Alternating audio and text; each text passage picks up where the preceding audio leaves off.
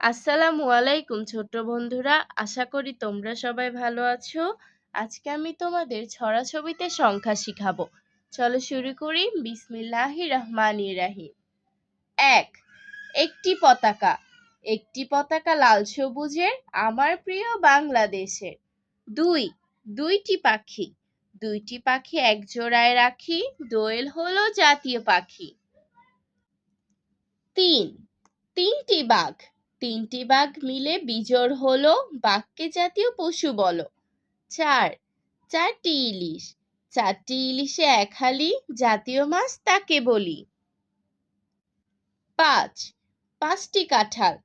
পাঁচটি কাঁঠাল গাছের ডালে, জাতীয় ফল তাকেই বলে। ৬, ছয়টি শাপলা। ছয়টি শাপলা বিলের জলে, জাতীয় ফুল তাকে সবাই বলে। ৭, সাতজন বীরশ্রেষ্ঠ। সাতজন যুদ্ধে শহীদ হলো, বীরশ্রেষ্ঠ উপাধি পেল।